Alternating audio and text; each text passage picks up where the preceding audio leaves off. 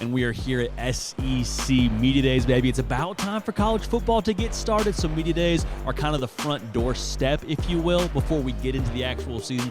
It's a beautiful thing. It's just phenomenal to be here. It's phenomenal to be here with you, talking ball, and we got Kirby Smart jumping on the mic tomorrow morning for the Georgia Bulldogs, and he's got a lot of questions probably about what's going on off the field. And so I just kind of want to reframe this whole conversation. What do we want to hear from Kirby Smart, both when he's talking about what's going on off the field, what's going on the field, when it comes to the messaging? What do we want to hear? What can we expect to hear from Kirby Smart tomorrow at SEC Media Days? Really quickly, make sure you subscribe.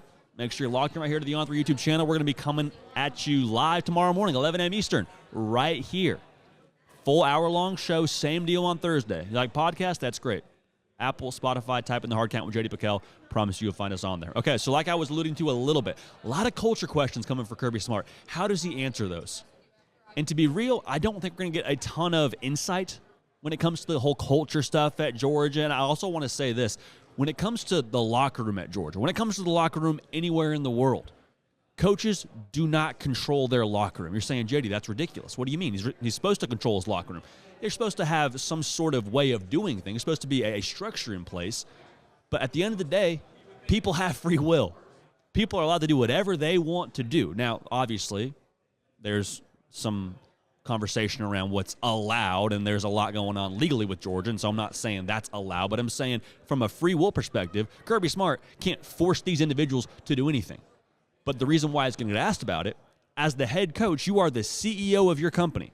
So at the same time, while you're not controlling anything, you're still responsible for your organization. You're still responsible for what goes on in that locker room.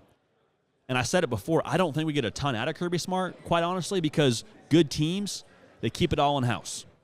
Keep it all internal. There's not going to be a whole lot of what we discipline this guy this way, that way, and the other way. It's going to be very much so, we have an issue, we understand that, we're taking care of it.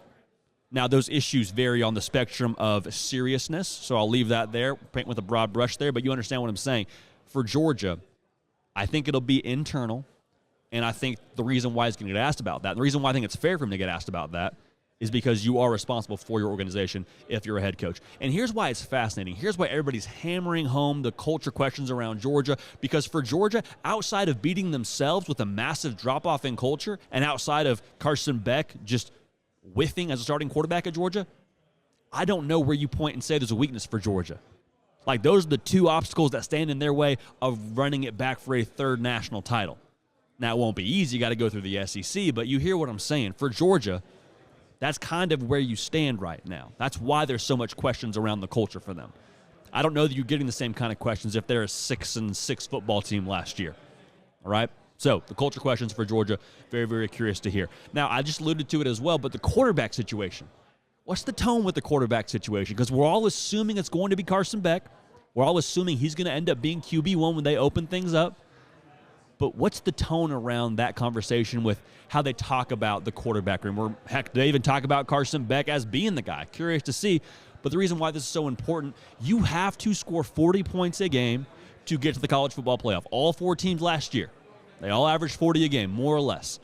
And Stetson Bennett, as much heat as he got, as much of a reaction that he got from deciding to come back for another year at Georgia after they won the national title, people saying, oh, we don't want Stetson Bennett to be the quarterback, and there was so much discussion around him. He still was a Heisman finalist. He did a lot for Georgia last year. He was the difference maker in several games. The Missouri game, Georgia's offense had to battle back on the road and find a way to get it done. The game against Ohio State, had to lean on your veteran quarterback to lead you down the field to get a touchdown to go ahead and ultimately end up winning the game. Like, Stetson Bennett has enormous shoes to fill. And I know there's mixed opinions on what he was in Athens for the majority of his career, but last season, man, I'm telling you, he was a difference maker. And so the conversation around the quarterback room, the tone around that quarterback room at SEC Media Days, I think is going to be fascinating. I think it's going to tell us a lot about the attitude, rather. And it's SEC Media Days. We're not playing games. You're taking as much as you can from a press conference, different one-off conversations. But even so, I think the tone of it is going to be curious. The last thing I want to talk about here, the messaging. The messaging that Kirby Smart's delivering to his football team, the gauge for it as best we can get, what is that? What's that like? Because last year we all heard the clip after they won the national title. talking about you thought we were going to be 7-5 and no one believed in us. And whether that was true or not, Kirby Smart got his team to believe in that.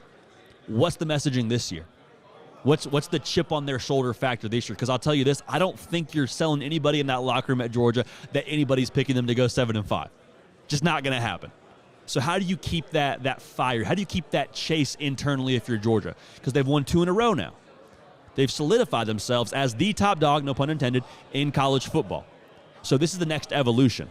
Once nobody's doubting you anymore, when nobody's picking you to underachieve, then what happens? How do you keep that fire going? And Nick Saban is the GOAT. He's won as many national titles as he has because he's been able to just be elite at this. Continue to keep that internal fire burning at Georgia is what Kirby Smart needs to do. So I'm curious to see what that looks like. The messaging, the quarterback situation, the off-the-field questions, I don't think we get a ton of insight on them, but I think they're fair, and I think there is some degree of a temperature that we can take from the SEC Media Days with Kirby Smart, but I can't wait to see it. Can't wait to hear what he has to say. But again, we'll be talking ball every single day. SEC Media Days is rolling on. We'll be doing a live show tomorrow morning, 11 a.m. Eastern. Make sure you're subscribed so you don't miss any of it. It's going to be a real good time. Love y'all. Appreciate y'all. Going to keep this party rolling. We will see y'all next time. Hey, y'all. Thanks so much for watching. Subscribe to the channel here to make sure you don't miss an episode of The Hard Count. Also, be sure to check out other videos on the On3 YouTube channel.